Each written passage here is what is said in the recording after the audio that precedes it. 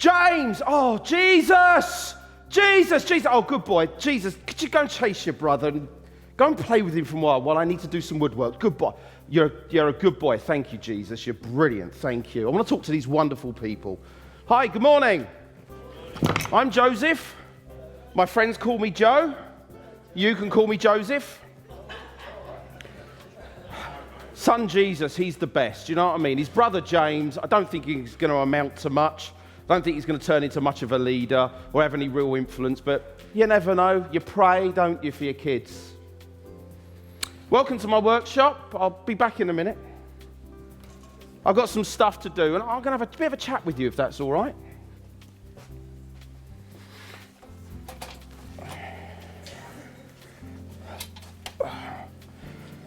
Carpenter's role is never finished, you know. Forever got, I'm not getting as young as I used to be.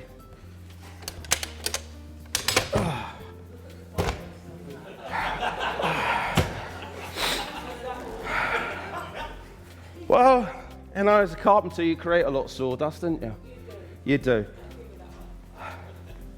Well, I'm sorry, I'm just getting a little bit older, and just bear with me a minute, but I want to talk to you a bit about my son Jesus, really. Well, I say he's my son, and he is. I mean, he's definitely my son.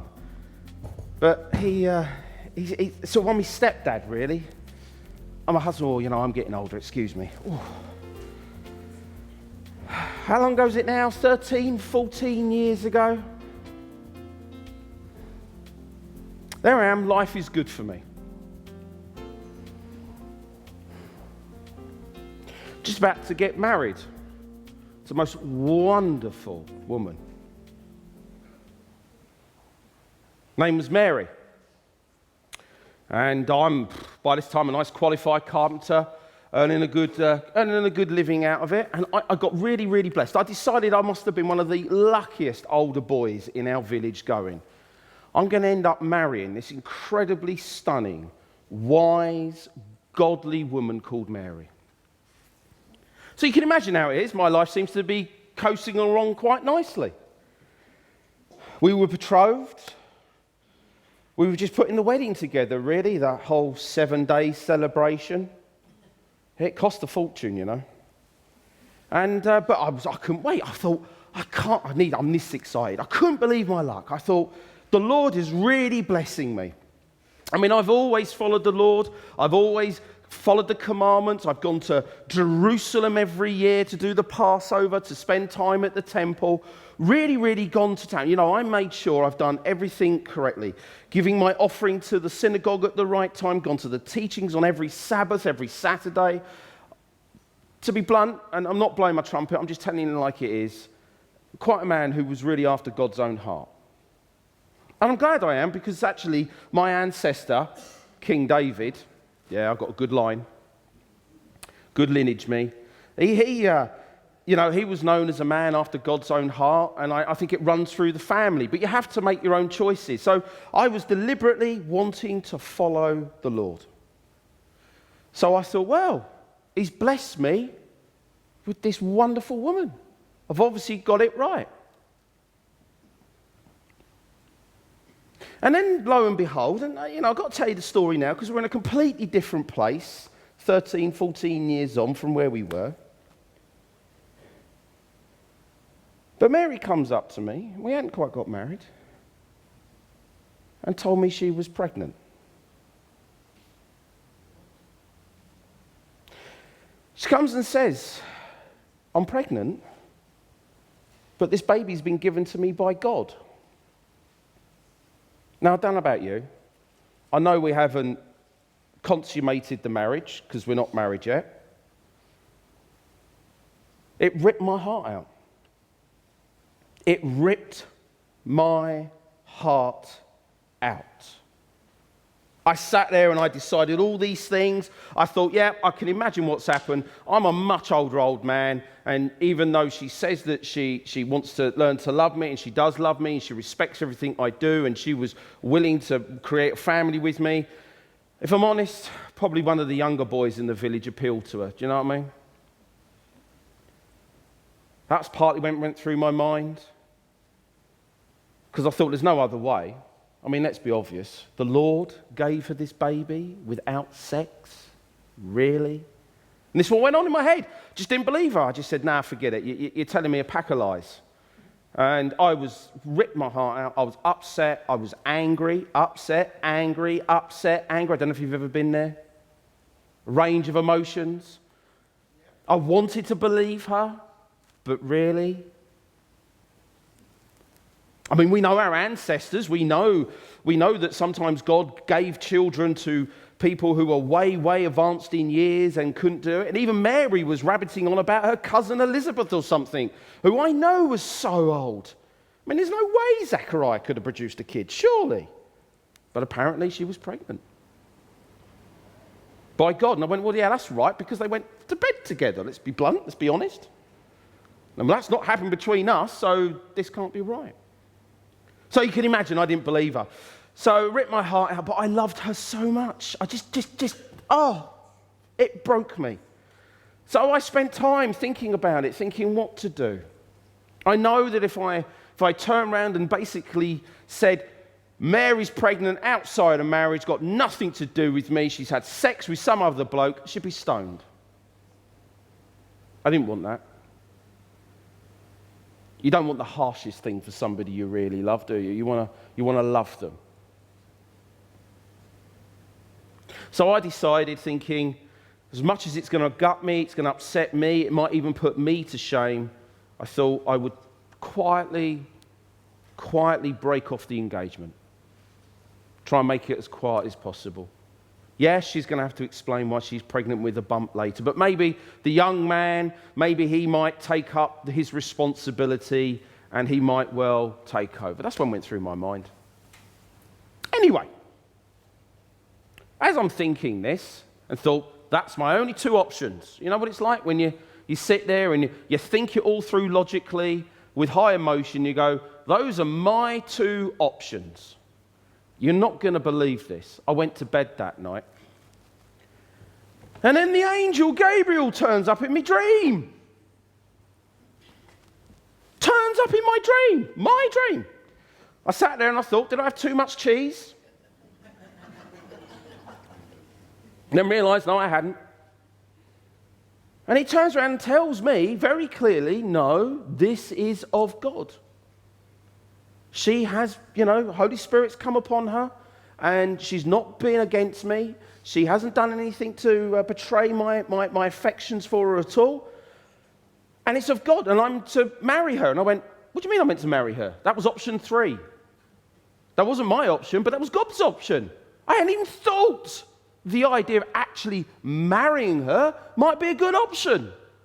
It hadn't even crossed my mind to be that humble that I would take her on board as my wife, that I would actually believe her in the first place. Well, you can imagine, can't you? I woke up, forgot the porridge, I woke up rejoicing. This was fantastic. The woman I love hasn't betrayed me. She really loves me. This is of God. So I went, great. So I married her.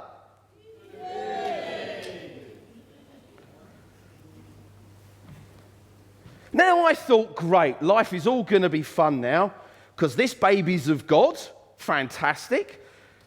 I'm marrying the woman I love the most. Yeah, I really must work on that piece of wood. Sorry, I'll be back to you in a minute. So I really must marry this. I've got to marry her. I mean, you're not.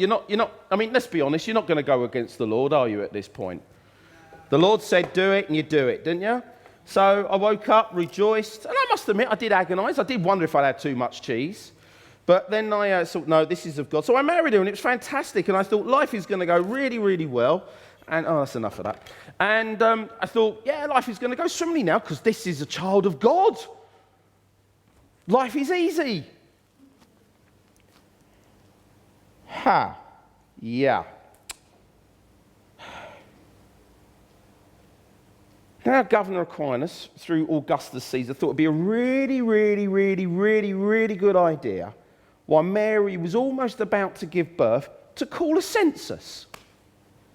Now, you'd go, call a census. Well, that's nothing unusual where you're living. Yeah, but the problem was I had to travel to Bethlehem. It takes about a week. Because I am the ancestor of King David, I thought that was a really good thing until I realised I had to travel with my heavily pregnant betrothed and we had to go and do the census. That was not fun. That was an awful, awful, awful journey. And I must admit, there were moments along the way and I thought, if I really heard, was that really an angel? So I thought, well, at least God was going to provide his son a nice place for us to stay while we're there. Turn up, nobody had a guest room. So Jesus, my son, who you've just seen, who's an amazing young man now, you know, he just, his first night was in a stinky animal trough. Could you sleep in a stinky animal trough? Do you think that's where your first night should be? No, I didn't. So it does make you think, doesn't it? You think to yourself after a while, is this really God's son? He's not exactly seemed to be providing the best of care. He's also given, quite frankly, this son to me, this carpenter. He's not putting him in some palace. Why is he not putting him in a king's palace? Why me? I mean, I'm not the most educated man in the world. My language isn't the best in the world. Yes, I follow the law, but there's better people than me out there. Why would God give me his son to look after for him? Because, you know, as the man, it does become my responsibility. And so far, I can't even provide his first night a decent bed to sleep in. Somebody's having a laugh. So you can imagine, I started to think, well, maybe I got this wrong nearly 9 months ago. Maybe something went on in my head that was a bit wrong. And then these shepherds turn up. This was funny. A bunch of shepherds turn up and said, we just had a bunch of angels tell us to come and worship the Messiah, the King. And I went, who, me? Thinking I've just inherited my King David's throne. They said, no, the baby.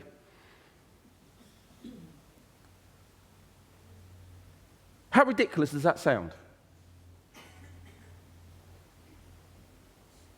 But it was true. So they did all of that. Anyway. And then we had some real strange foreigners come up. I mean, weird. They called themselves Magi. There was something. They looked funny. And they spoke funny. I mean, they weren't us. They weren't Jewish. They weren't us. Yet they knew to come over and worship. By this point, Jesus has grown up a bit. He's about nearly 5. And they've been traveling for years to come, following a star. But they knew they had to worship. And weren't they? They were Gentiles, the unclean. And yet they come and worship my son Jesus.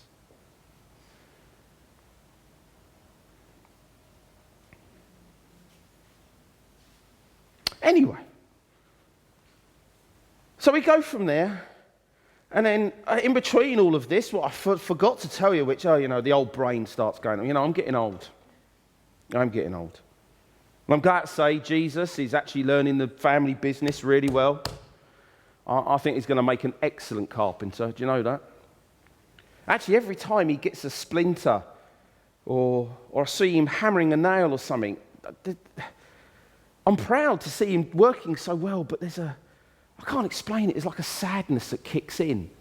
I suddenly think wood and nails are going to be much more painful for him later in life. I can't quite define it. Do you know what I mean? When you get a feeling, but you can't quite tangibly put your finger on it. I mean, because he's a clever boy as well. Far exceeds me and his mother, I have to say. Far exceeds. And James. And the other brothers, Joseph and Simeon, and my daughters, got some lovely daughters, can never remember their names, but got some lovely daughters.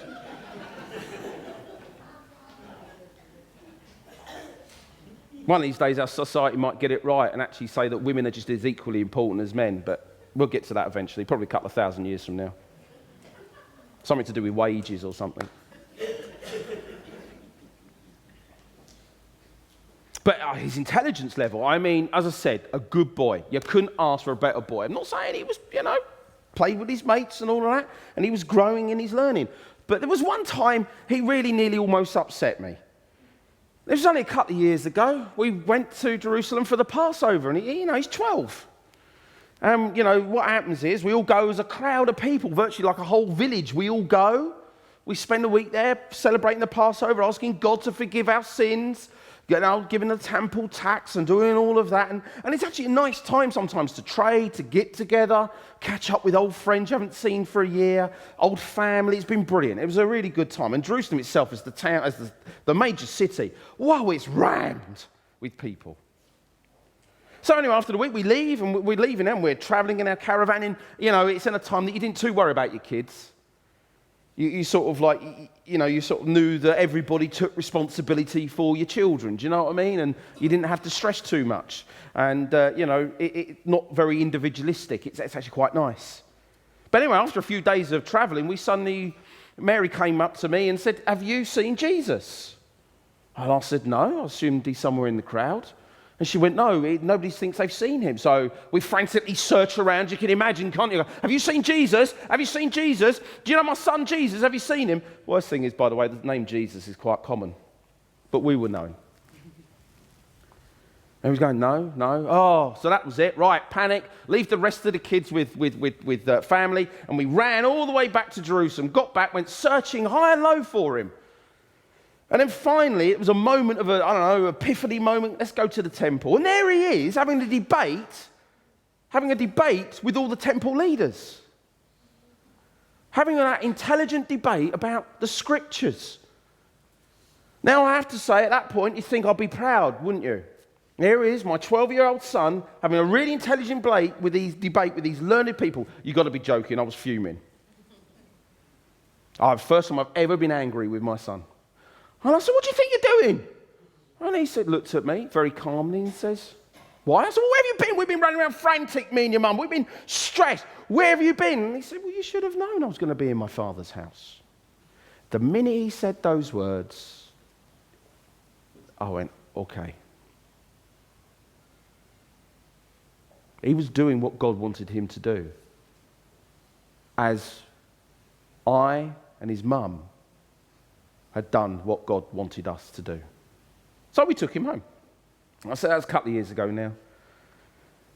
And life has just been pretty much normal since then. Education, teaching him the craft. Nothing else seems to be really going on. It's just normal life. As I say, I'm getting old and I really don't know what he's going to end up doing. I probably won't actually see him become a full adult. I don't think I'm going to make it near the end. There's going to be a point, I suppose, that maybe when he gets to about 30 and he really finds what he wants to do and what he's going to end up doing, I probably won't be on this earth anymore because I am that much older. One thing I do know about my son Jesus, he will probably become something.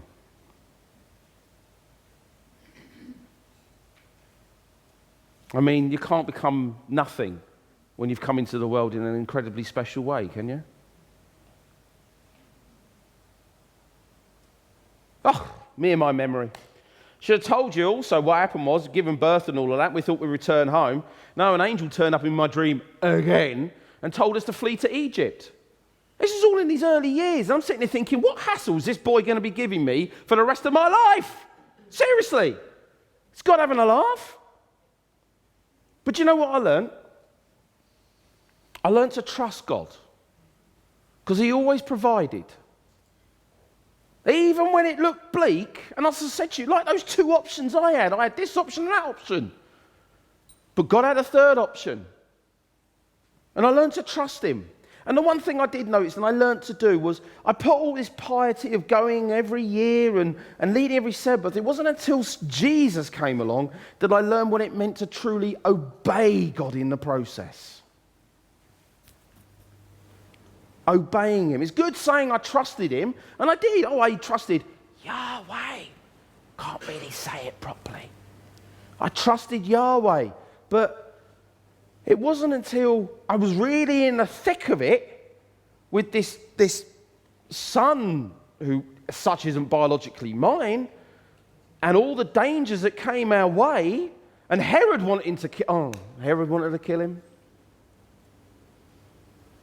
And then when we was meant to return back, and I panicked, had a bit of a fearful, God sent another angel, said, "Don't worry, you don't have to go back. Go here for now a while, and I'll send you back." God's gracious as well. But for all of that hassle, all that grief, the no room at the inn, I still learnt to trust God and obey him. I know God's got a bigger picture. Not necessarily for me. I don't normally get to say a lot. When you look back at my history, I probably don't say anything at all.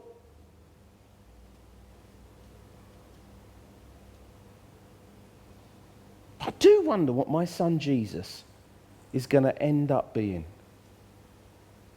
I wonder if people are going to trust and obey him.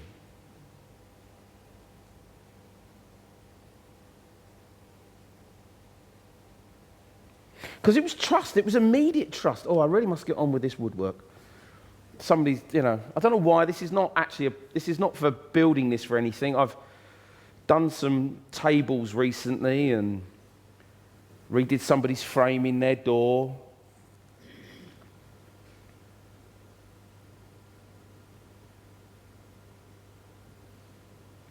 I must finish this off. Think for yourself. Would you mind thinking for yourself for a sec? Just for yourself. Just think, actually, this if my son Jesus is that important in this world, and I really think he's going to become something quite special, quite unique. If he's that unique, do you think you should trust him and obey him? Have a think about that while I just finish off this bit of work. Is that all right? Oh, me nail. Where's me nails?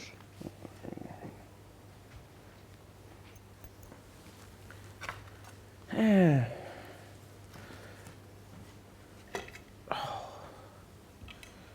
It don't get any easier as you get older.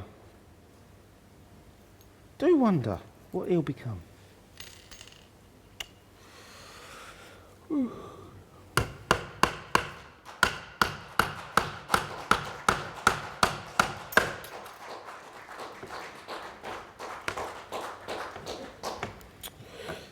Oh, the eyesight's got worse.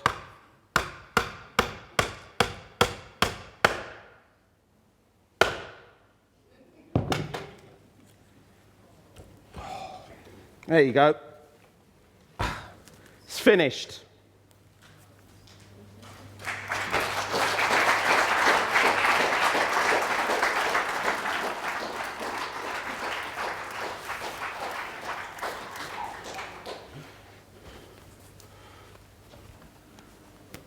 Now you've got a semi-dressed Pastor Warren back.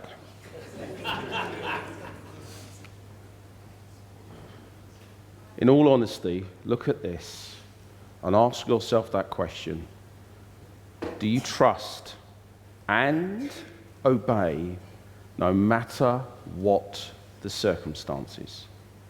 Do you expect God to work no matter what the circumstances look like? I'd like you to take 5 minutes of silence, and I mean real 5 minutes. Reflect on this cross. Reflect on what this baby Jesus we're celebrating this season and what he became 33 years later. To think that Joseph didn't really have a clue what his son Jesus was going to end up being. And yet, Joseph trusted and obeyed God. And God always gave him a third option. 5 minutes, reflect with the Lord now for yourself.